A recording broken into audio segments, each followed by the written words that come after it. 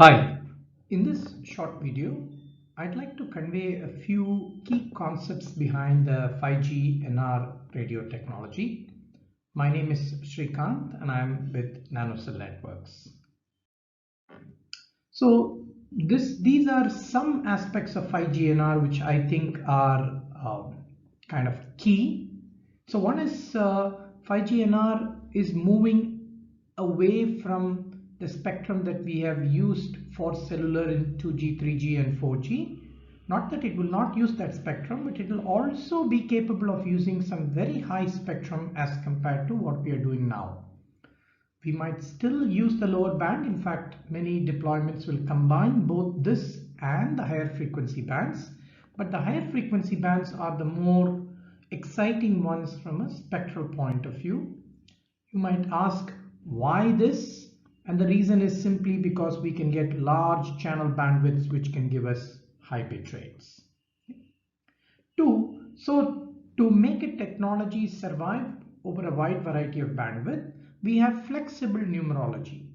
And the flexible numerology basically extends the OFDM based specifications for LTE to adjust to various bandwidths, and not just bandwidths but also to bands and services.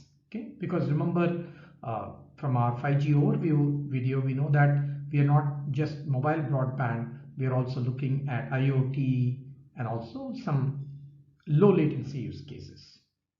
So apart from this, I also want to make a small note that the TDD will become especially important with the higher bands, and also it enables us to do a lot of things very fast where low latency is required. So again, you can say flexible TDD in the interest of bands and services become very important. So these are some key sort of points I would like to start with. And the third one I would like to look at it is also from the MIMO part. So MIMO was introduced in LTE into the 3GPP specs, but we are taking it to one level higher primarily because again some of the motivations comes from the higher band operation where the MIMO takes a beam oriented operation, and so that makes a lot of changes, or that brings in a lot of new things to the NR case. And then finally, the radio access network, not just the NR protocol, but the radio access network itself is undergoing a lot of, you can say, innovation, where the RAN architecture is being split into sort of parts which can be potentially cloudified, centralized, etc. So these are exciting times for RAN vendors and people working on the RAN side. So what do we mean by the flexible OFDM? As many of you who might have followed LTE used a standard subcarrier spacing of 15 kilohertz, but now we use a variety of subcarrier spacings to satisfy certain band specific challenges as well as certain service specific challenges. In our initial foray, we have things ranging from 15 kilohertz to about 240 kilohertz, but future might also stretch as low as this and as high as that. Okay, and the flexibility is really needed from band specific challenges and also certain service specific challenges.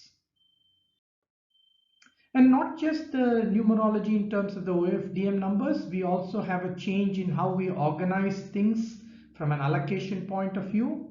So it's not just a 1 millisecond subframe which will be the key for radio level scheduling, but there is a notion of a flexible slot time, which again varies with the numerology, so that a suitable choice of the numerology would give us the time flexibility primarily to match with certain, you can say, low latency services as well. Okay, so OFDM symbol duration is not fixed. The slot time is specified in terms of number of OFDM symbols. So both these give us the flexibility to handle a lot of low latency services, okay, which are very important use cases for potentially, propping up 5G as we go along. Okay. So putting all of these together, we can see some current subcarrier spacings, some current slot times. Slot times are the more operative radio scheduling, you can say frequencies, or rather in the time axis, those are the operative times from a radio scheduling point of view. So the combination of this numerology and this slot time gives us a lot of handle in kind of looking at different bands, different services. Okay, so that gives you a small glimpse of what 5G radio technology is about. So I'll add more information in some subsequent videos. Thank you.